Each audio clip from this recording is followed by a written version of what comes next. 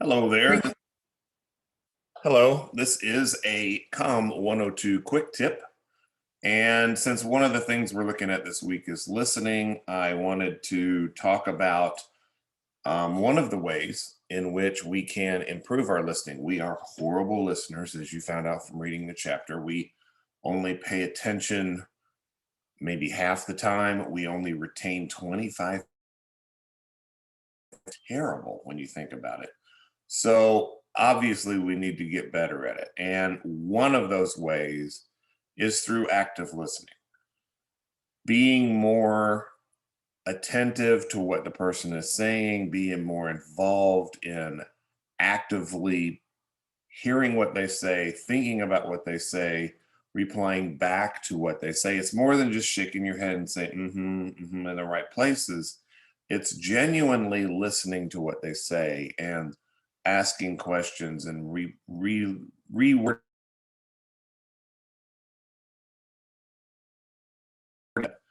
being more engaged, getting that active level much higher. And there's a man named Julian Treasure who did a TED Talk several years ago about active listening.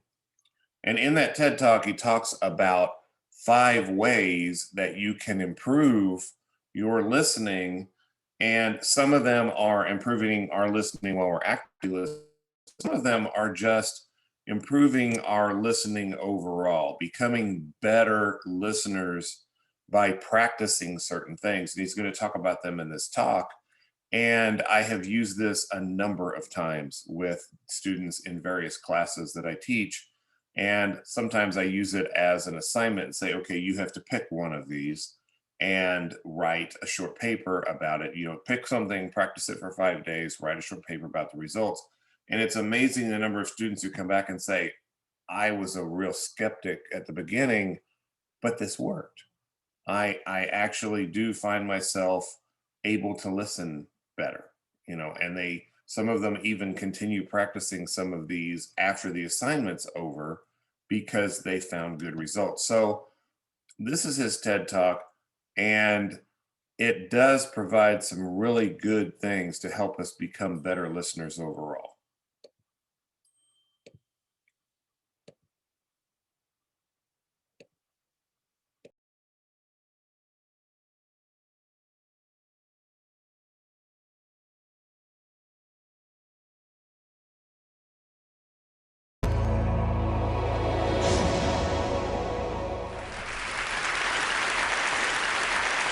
We are losing our listening.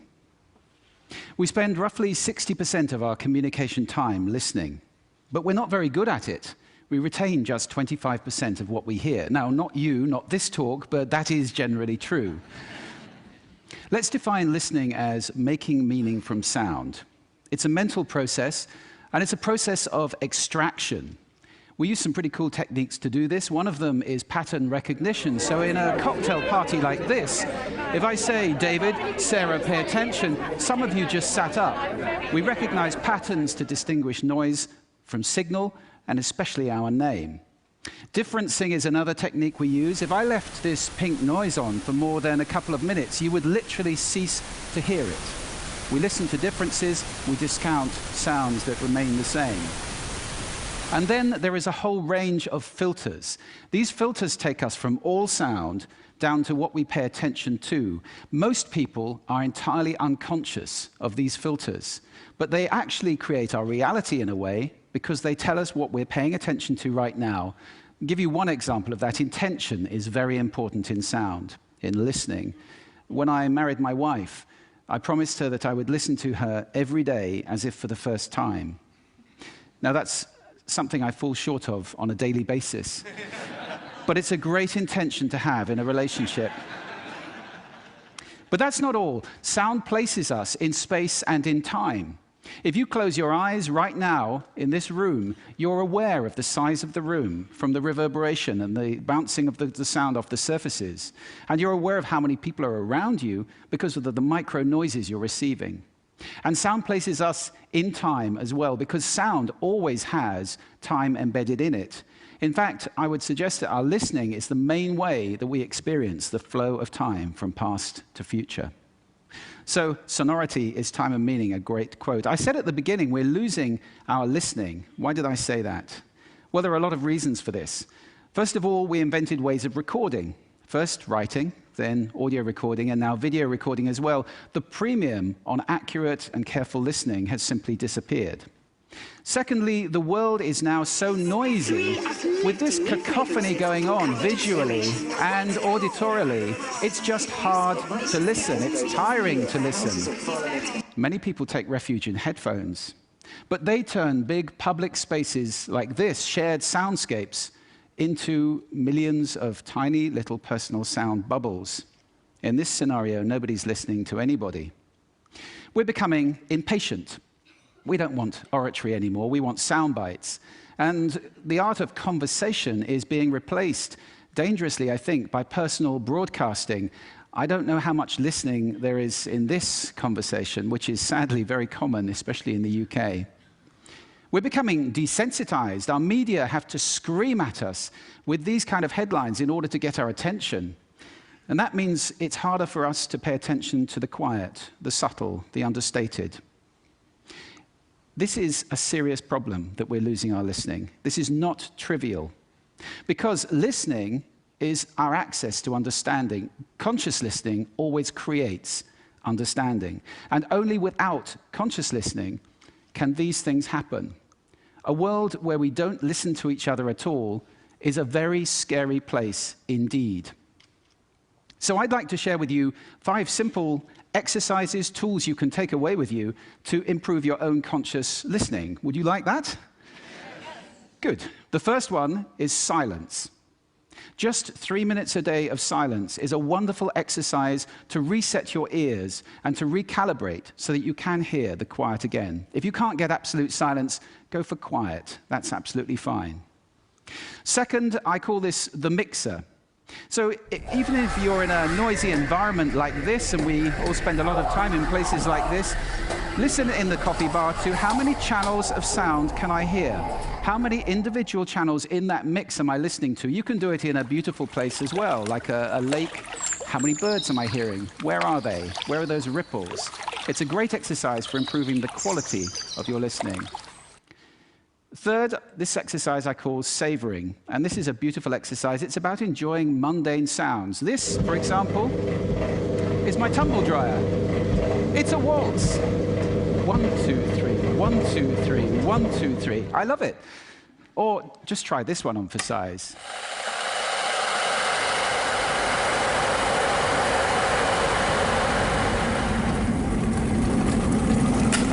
Wow!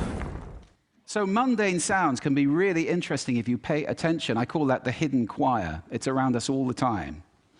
The next exercise is probably the most important of all of these. If you just take one thing away, this is listening positions. The idea that you can move your listening position to what's appropriate to what you're listening to.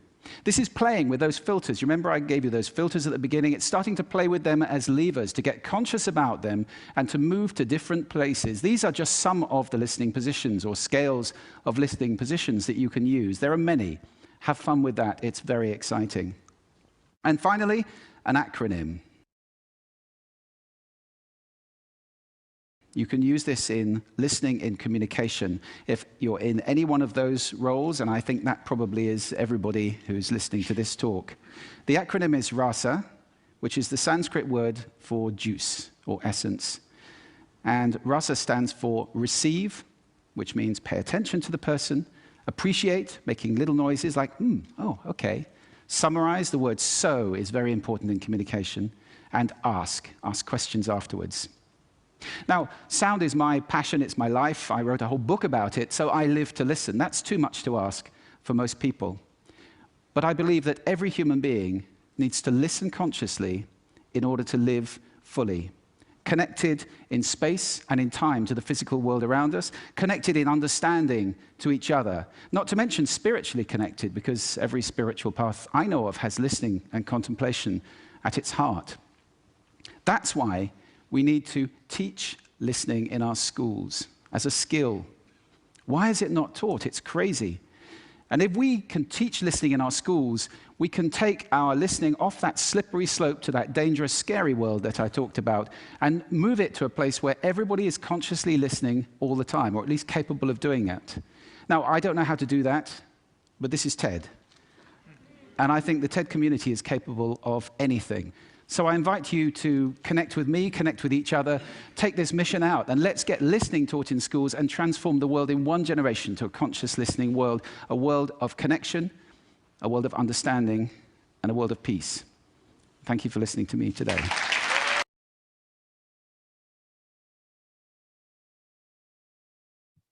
So as I said, he goes over some very helpful things that can help improve our overall listening. And that one in particular, Rasa, is a reminder of the active listening process when you're actually in a conversation with someone, paying more attention to them, responding live, asking questions more than just sitting like a bump on a log, absorbing, being part of the conversation automatically increases your level of activity and hopefully your level of retention and catching the whole message, paying attention to all those channels. And that's really what I wanted to talk about from active listening. That video pretty much says it all. Try practicing one or two of those and see if they don't help you become a better listener. I'll see you later.